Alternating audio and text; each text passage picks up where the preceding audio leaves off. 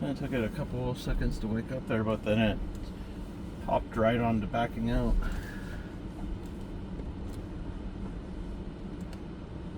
And it's taking us off to work.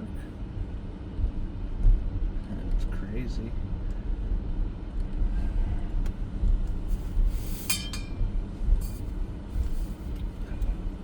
Possum with a mind of its own now.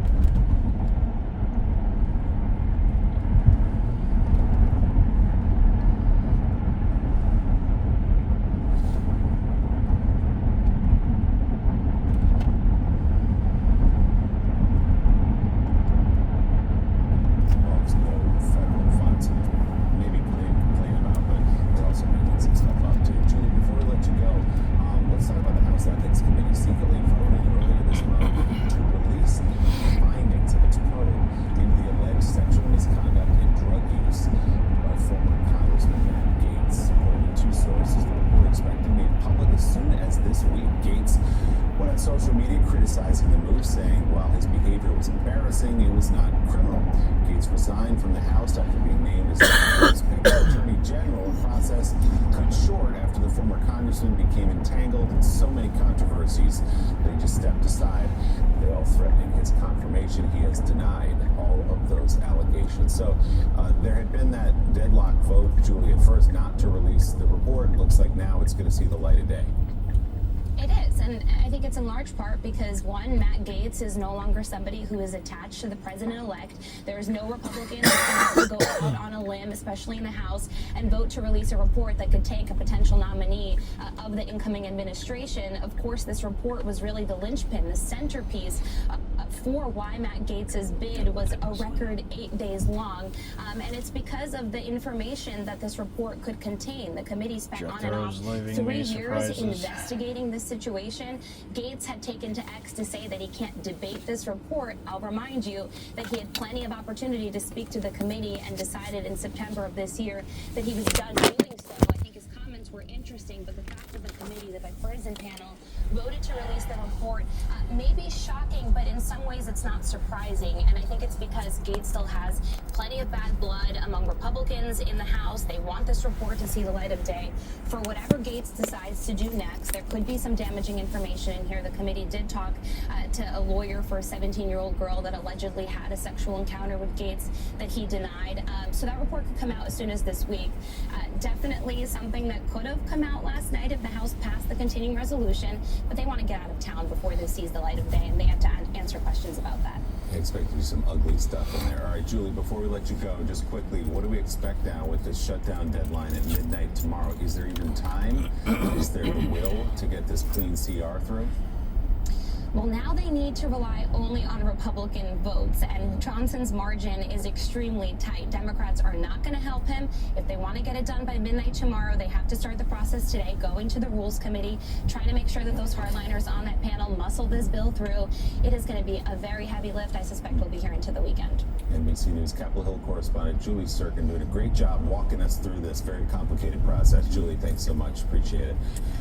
So here we are, John. Elon Musk, Donald Trump sitting at Mar-a-Lago, wherever they're sitting, watching developments in Washington and say, no, thumbs down to that, and Washington scrambles. And total chaos. And I'm sure we know that this was exactly what his first term was like, and that the number of times that Republicans and at times Democrats thought they'd have a deal and that he would blow it up with a tweet or a statement.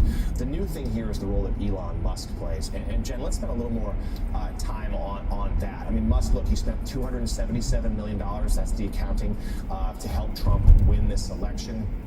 He's been given a powerful post. It's outside of government, but he's certainly in Doge, has going to have a say. We know the conflicts of interest are just robust with all of his various companies. There's been recent scrutiny about whether he should have a security clearance. The list goes on and on and on. But right now, what he has is Donald Trump's ear. But we know how this works. When someone starts to get a lot of attention, when a Trump staffer or an aide or a friend or a family member even starts to outshine Donald Trump doesn't much care for it. No, he does not. And we'll see how long this lasts, because right now, even the killing of the voting bill here is Elon Musk is being given credit for that, really more than Donald Trump is. And you have to wonder how Donald Trump feels about that exactly. And, the other piece here that I think is an interesting theme we're seeing over the last couple of weeks in terms of what the threats look like is there is a lot of threatening about funding primary opponents. We've seen that, and Elon Musk was involved with this too. We've seen that as it related to Senator Joni Ernst and her lukewarm statement she put out about Pete Hegseth. Then all of a sudden there was all of this activity behind the scenes and publicly threatening a primary opponent against her. And that's also in the language that has been in some of the 100 tweets or whatever, however many there were, from Elon Musk here. That is clearly impacting Republicans.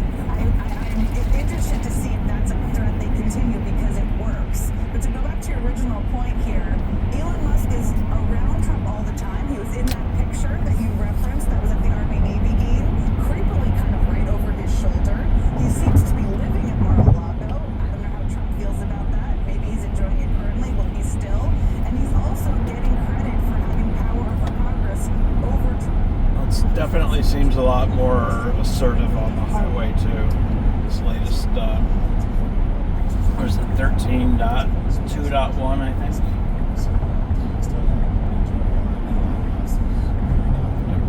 FSD 13.2.1.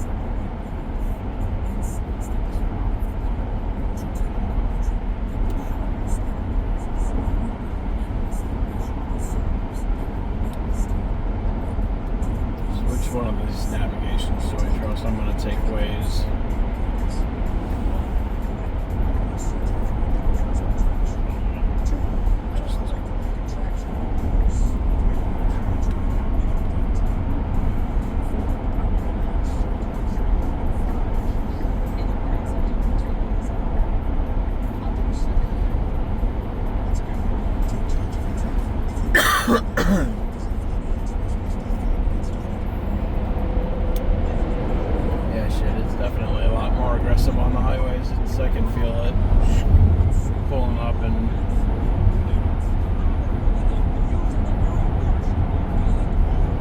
I like it.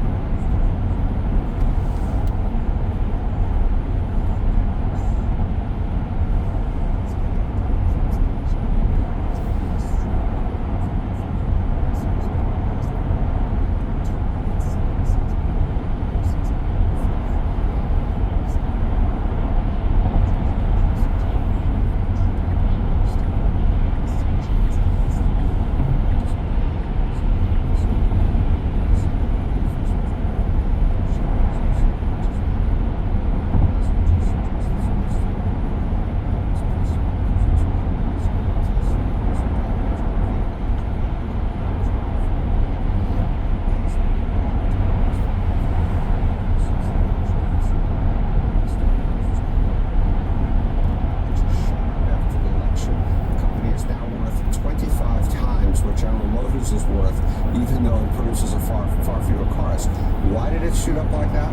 Because Musk is obviously counting on government policy to help him keep out Chinese imports, put in other EV regulations that will favor Tesla, and so buyers buy it. His other company, which may not be as familiar to people, is SpaceX, because it is the most valuable private company in the world.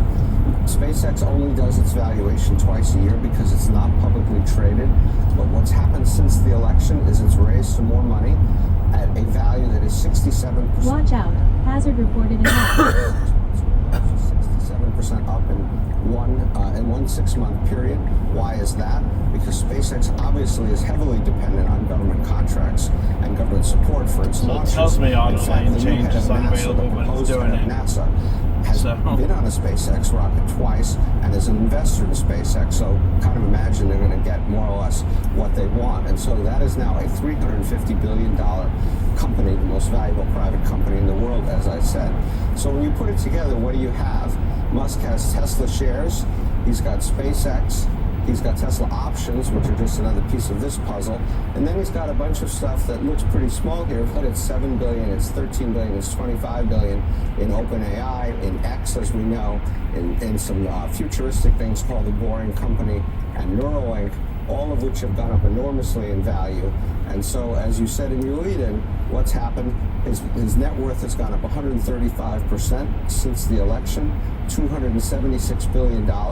He's now worth $480 billion, the wealthiest man in the world, half of that roughly since the election alone. Wow, stunning. And Steve, you mentioned this with SpaceX and NASA, but conflicts of interest really concern a lot of people. If he is running this so-called Doge agency, could he not have the power to say, pull federal funding or pull federal contracts from a competing EV company, for example? Yeah, this is sort of so far off the fairway, you're never even going to find this ball. Yeah. When you work in the government, and I did this, you are subject to rigid conflict of interest rules. You are required to divest yourself of anything that could prove a conflict in your work for the government. Obviously, he's not going to divest all this stuff. He's not even a government employee, which is a whole nother legal question as to what he can or should be doing. And so this is another classic example of kind of the swamp coming to Washington, and Trump and his people doing whatever they feel like, regardless of what's appropriate, regardless of what even the law is in some cases, perhaps. All right, Steve, stay with us. We want to talk about the huge sell-off on Wall Street after the Fed's latest moves to tackle inflation. Plus, we'll go live to CNBC headquarters for a look at the markets in our 4th hour of Morning Commute.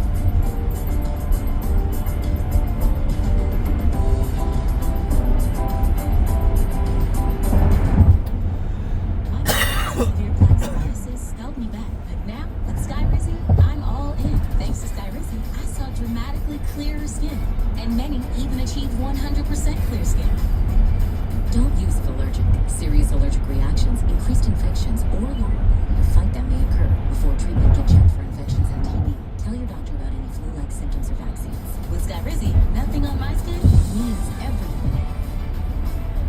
Ask your dermatologist about Skyrizi today. Okay, everyone. Our mission is to provide complete balanced nutrition for strength and energy. Ensure with 27 vitamins and minerals, nutrients for immune health, and ensure complete this family, we choose to be here for each other. Because here at St. Jude, we believe there are families you are born into and families you choose. Families who choose to show up, lift up, and never give up. 1 in 5 kids still won't survive cancer. It takes all of us together to give them their best chance to live. This holiday season, choose to join our St. Jude family. We need you. Please donate now. I used sleep urine when I coughed, laughed, or exercised. I couldn't even enjoy playing with my kids. I leaked too. I just assumed it was normal. Then we learned about Bulkamid, an FDA-approved non-drug solution for our condition. It really works, and it lasts for years. It's been the best. More staged than we all are led to believe. It's quite staged. It's pretty much nothing but staged, right? And so I would be surprised if they saw the guy, they got him out initially, they talked to him for a little bit, and they were like, could we go back and do that again? You know what I mean? Could you just go back and we'll pretend we found you, you tell us who you are. Does that sound good? Can you sign this release? Cool. They might have actually done that. I wouldn't have put it past them. But I also feel like this is the way the Middle East gets treated often, which is we don't fact check. We don't know who was who. Yeah, they're Arabs and Muslims, whatever. It's the Middle East. It's all backwards, right?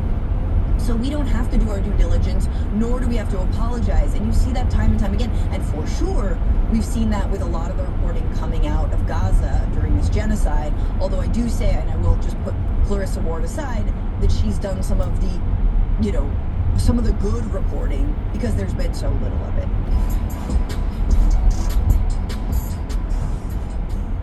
I don't care if you're Christian. In fact, I will fight for you to have your religious liberty and practice your Christianity. I believe in that. I don't believe in Christianity, which means you do not get to dictate the way I live my life based on your religion. I don't care what the Bible says. You have every right in the world. All those women who identify with your religion have every right in the world to not get an abortion, to not take birth control, but they do not have the right to dictate my life and what I decide to do with my body. I don't care about your goddamn religion. I'm so tired of having non-stop conversations about what the Bible says. You live your life in the way that you interpret the Bible. Again, I don't care. But you don't get to take the Bible and tell me, well, the Bible says this, in this chapter, in this verse. I don't care. I don't care. I don't believe in it. And I have the right, based on our Constitution, to not believe in it.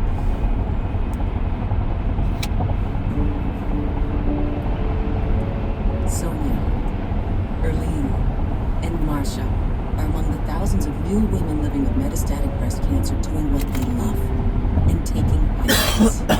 Ibrance, with an aromatase inhibitor, is for adults with HR-positive, HER2-negative metastatic breast cancer, is the first hormonal-based therapy. Ibrance plus letrozole significantly delayed disease progression versus letrozole alone. Ibrance may cause low white blood cell counts that may lead to serious infections. Ibrance may cause severe inflammation of the lungs. Both of these can lead to death. Tell your doctor if you have new or worsening chest pain, cough, or trouble breathing. Before taking Ibrance, tell your doctor if you have fever, shivers, or other signs of infection. Liver or kidney problems, are nursing, pregnant, or plan to be. All medical conditions you have and about all the medicines you take. For more information about side effects, talk to your doctor. These are real women taking Ibrance. Ask your doctor about it.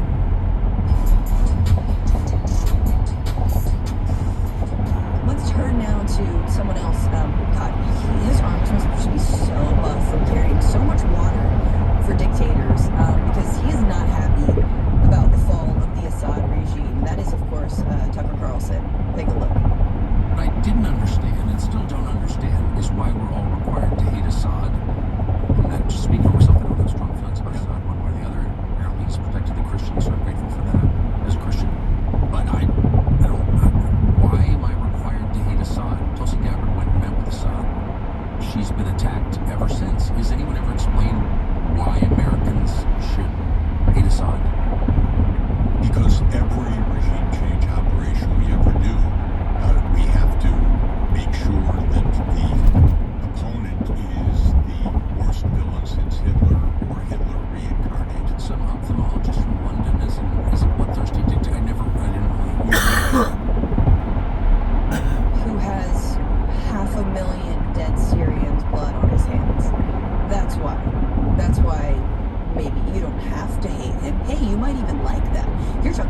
Carlson, you probably think 500,000 dead? That's cool.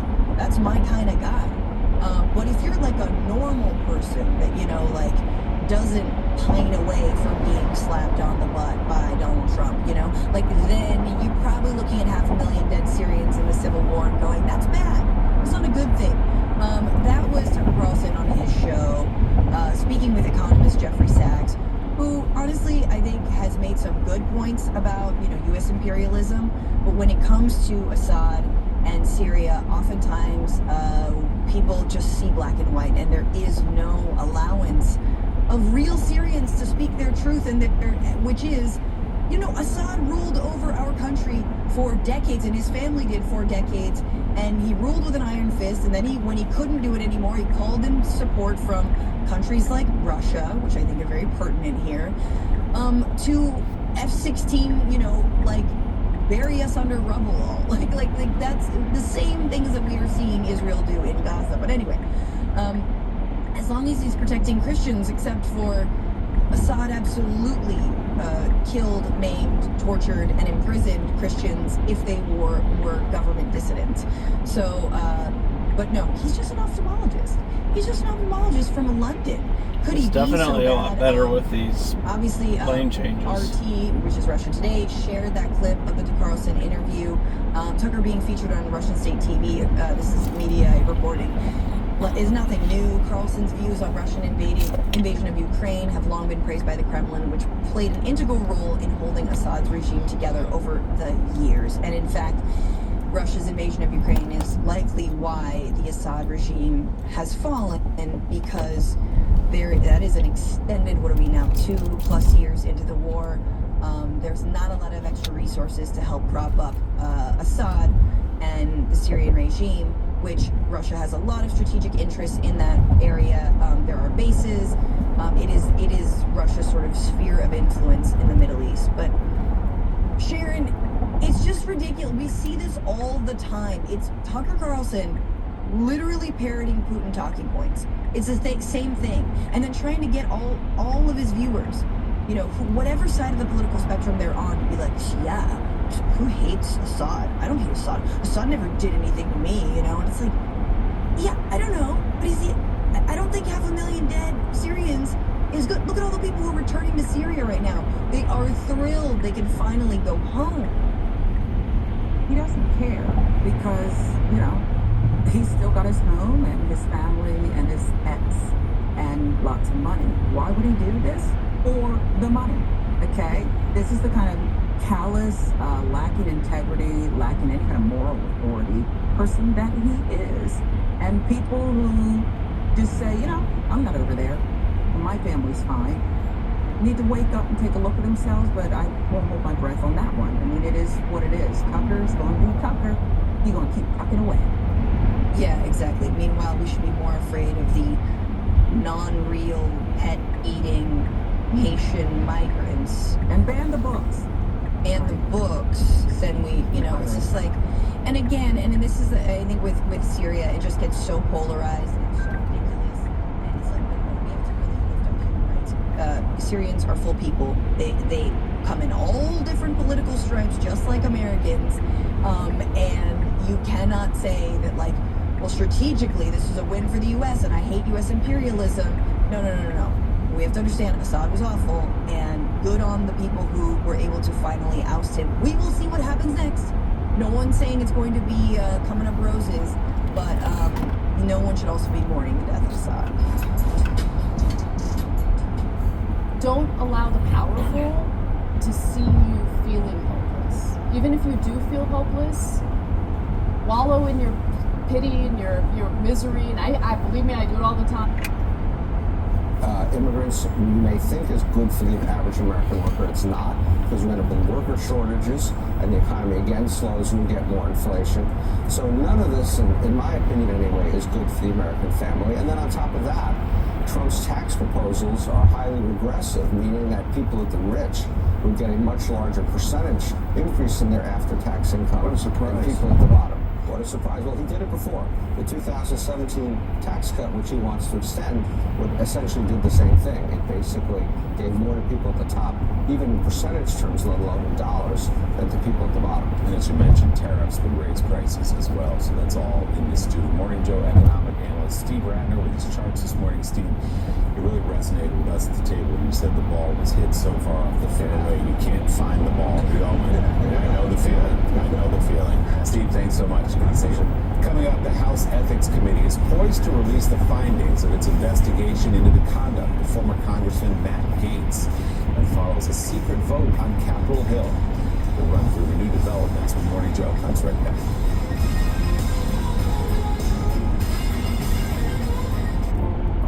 Nothing comes close to this place in the morning. I'm so glad I can still come here. You see, I was diagnosed with obstructive HCM, and there were some days I was so short of breath, I thought I'd have to settle for never stepping foot on this trail again. I became great at making excuses, but I have people who count on me, so I talked to my cardiologist. I said there must be more we can do for my symptoms. He told me about a medication called Camzyos. He said Camzyos works by targeting what's causing my obstructive HCM. So Watch out, vehicle on shoulder ahead. With symptomatic obstructive HCM, Camzyos may improve your symptoms and your ability to be active. Camzyos may cause serious side effects, including heart failure. Watch out, vehicle on shoulder ahead. Your heartbeat or when taking certain other medicines. So do not stop, start, or change medicines or the dose without telling your healthcare provider. You must have echocardiograms. Police reported ahead. Or worsening symptoms of heart failure. Because of this risk, Camzyos is only available through a restricted program. Before taking Camzyos, tell your doctor about all of your medical conditions. Watch out, accident reported ahead. Watch out, hazard reported ahead. expecting less to experiencing more. My name is Mike, and this is Watch out, vehicle on shoulder ahead. Cardiologist today, and see if a Camzyos moment may be in your future too. Bent finger appointment in 30 minutes. 1. I don't want surgery for my Dickerson's contraction. 2. I don't want to wait for my contraction to get worse. 3. I want to treat it with minimal downtime. 4. I want a non-surgical treatment. And 5. And if non-surgical treatment isn't offered, I'll get a second opinion. Let's go. Take charge of your treatment. If you can't lay your hand flat, visit findahandspecialist.com to get started. Watch out, vehicle on shoulder ahead. Restoration. How do you make like it never even happened? Happened? Fire it up, Randy.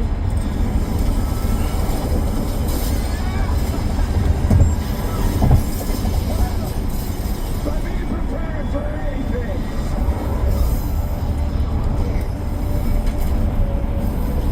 Whatever comes your way, there's a pro for that. Serve pro. Like it never even happened.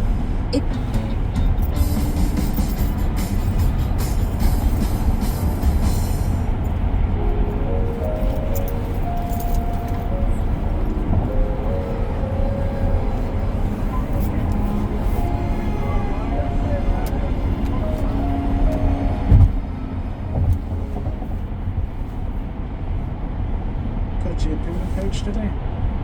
Everybody's got a theory on which way interest rates are going. Well, of course they do. It's a lot easier to have opinions than to be the CFO when the news does come out.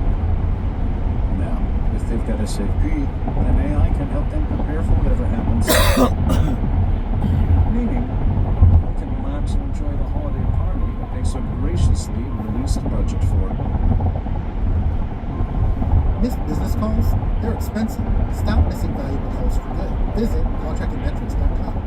$6 never tasted so good. IHOP's Breakfast Babes combo is now just $6. Featuring IHOP's world-famous buttermilk pancakes, crispy hickory smoked bacon, and 2 eggs cooked to order your way. All for just $6. Part of the new $6 House Faves menu. Macaroni, the San Francisco treat. Nothing beats the cheesiness of macaroni.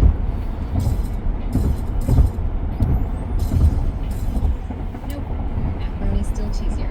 Macaroni, it's cheesy good.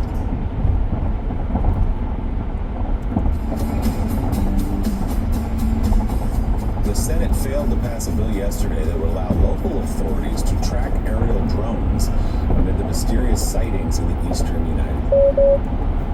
Schumer, Senator Gary Peters of Michigan took to the floor to try to pass the Safeguarding the Homeland from the Threats Posed by Unmanned Aircraft Systems Act.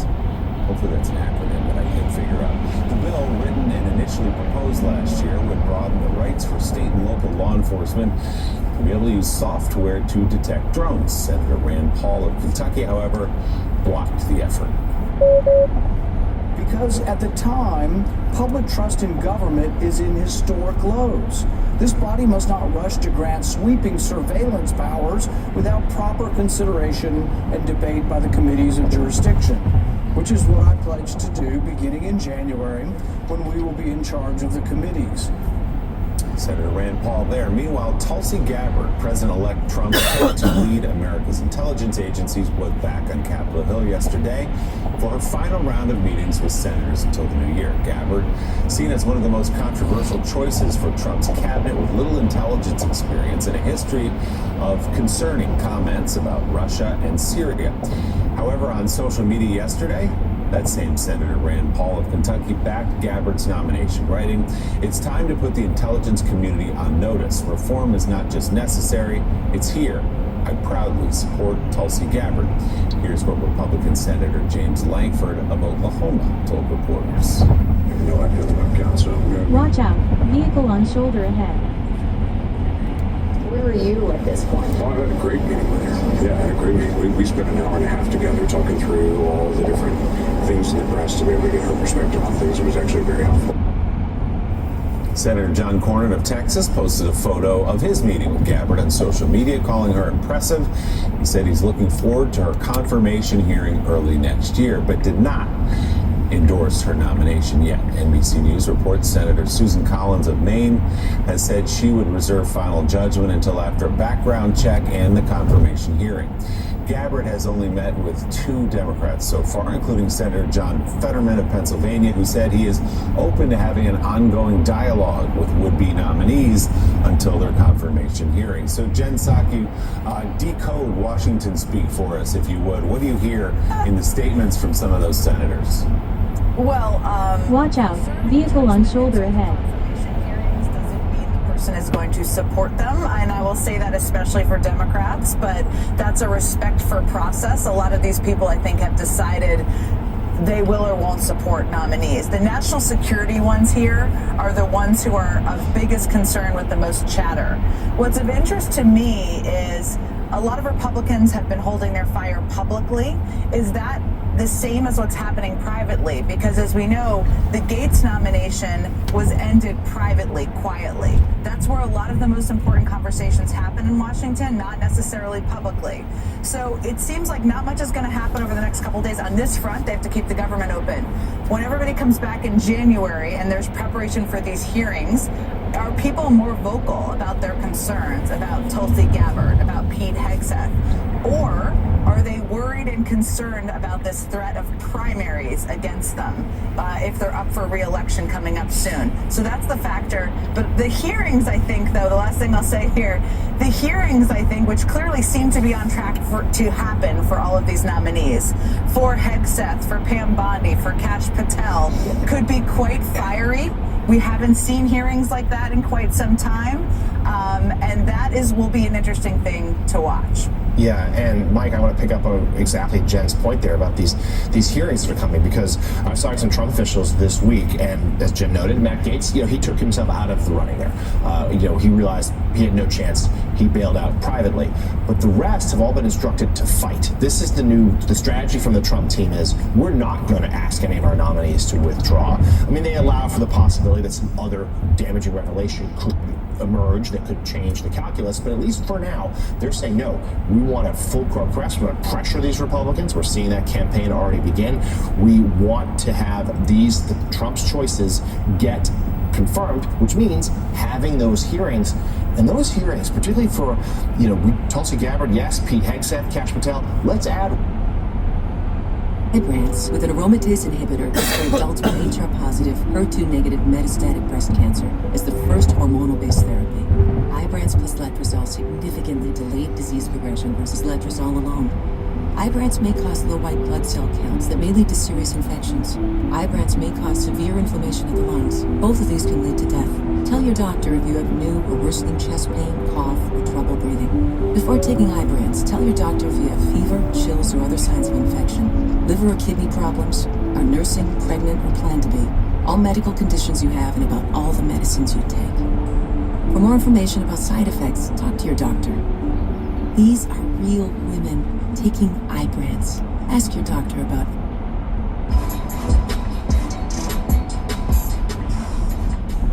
Hey everyone, back here on the Damage Report. A few more stories to go. Thank you so much for being with us. Sharon Reed, Francesca Fiorentini, John Iderola is out. Let's just go here. So the GOP is fully anti-vax at this point. They have seen where the money is.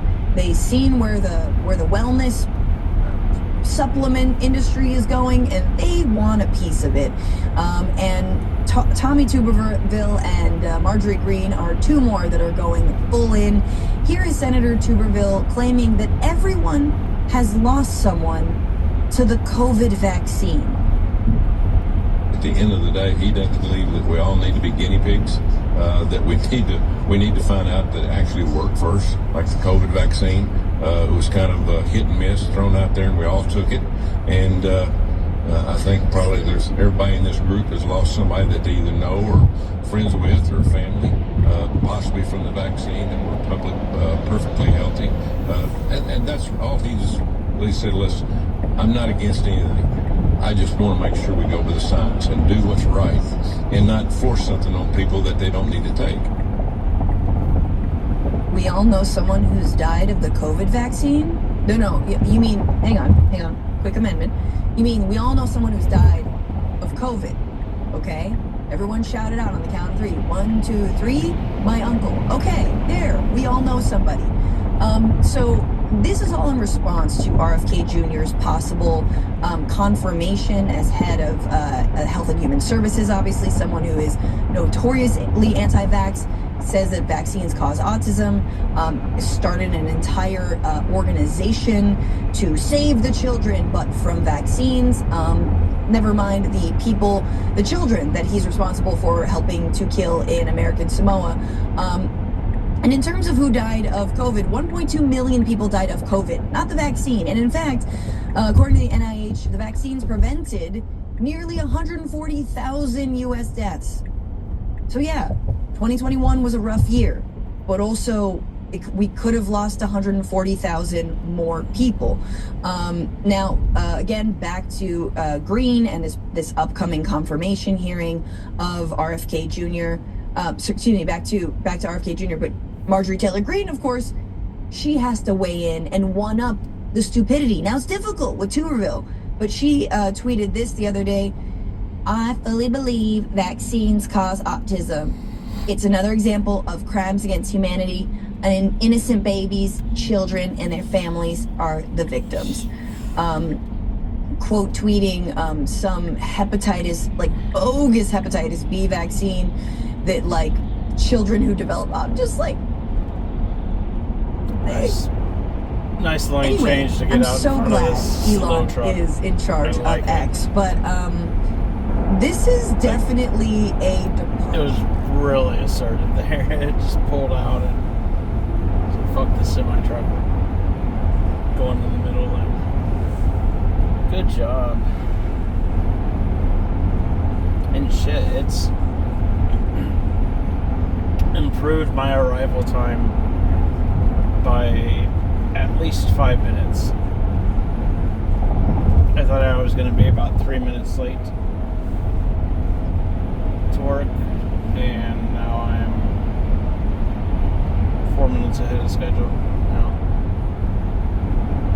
Or 1 minute ahead of schedule. 4 minutes less late than I was before.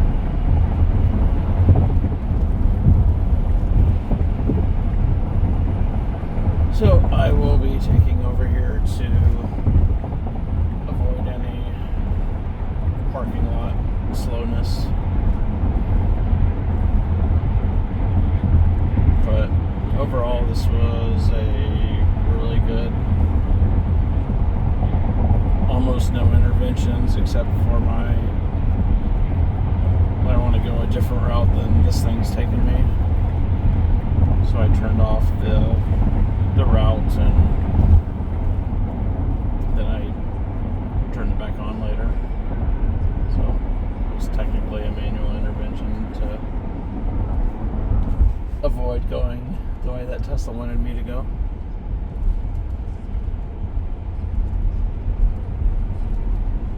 But I do like the new full self-drive right from park.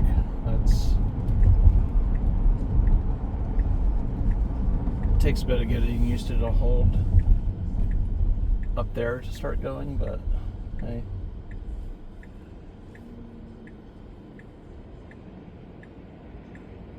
Oh, no, I'm 3 minutes early.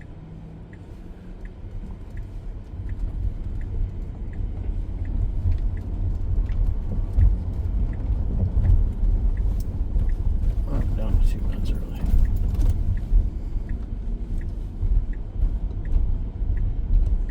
Oh, it does much better on this back road too.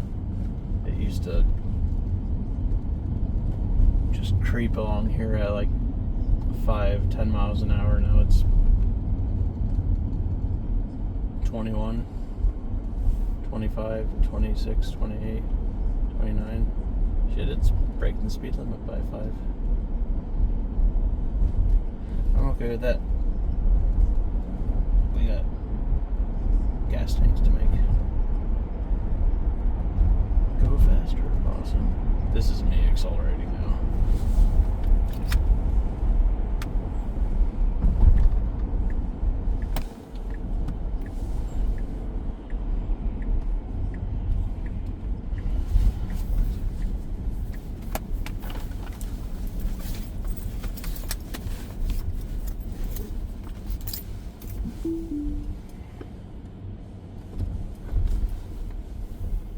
Let's find us a parking spot.